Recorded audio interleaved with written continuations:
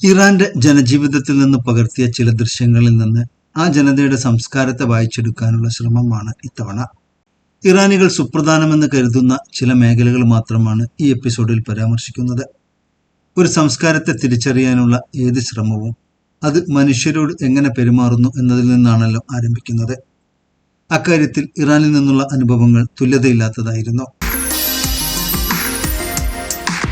ഇറാനിൽ തെഹ്റാൻ എയർപോർട്ടിൽ നമ്മൾ ഇറങ്ങുമ്പോൾ അവരൊരിക്കലും നമ്മുടെ പാസ്പോർട്ടിൽ നിങ്ങൾ അവിടെ ഇറങ്ങി എന്നുള്ളൊരു സീല് വെക്കുന്നില്ല. പകരം നമ്മൾ അവിടെ ഇറങ്ങിയതിൻ്റെ പാസ്പോർട്ടിൻ്റെ ഡീറ്റെയിൽസും മറ്റും അവിടുത്തെ സിസ്റ്റത്തിൽ അടിച്ചു ചേർക്കുക മാത്രമേ ചെയ്യുന്നത്. അപ്പം അങ്ങനെ നോക്കുമ്പോൾ നമുക്ക് പ്രത്യേകിച്ചൊരു ബുദ്ധിമുട്ടും പ്രത്യക്ഷത്തിലില്ല. ആ രാജ്യത്തേക്ക് യാത്ര ചെയ്യുന്നതിൽ ഇപ്പോൾ ഇന്ത്യക്കാർക്ക് വിസയുടെ ആവശ്യം പോലുമില്ല.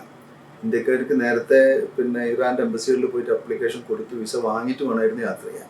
ഇപ്പം അതിൻ്റെ ആവശ്യമില്ല. നമ്മൾ നേരിട്ട് കയറി ചെല്ലുന്നു, തെഹ്റാൻ എയർപോർട്ടിൽ ഇറങ്ങുന്നു.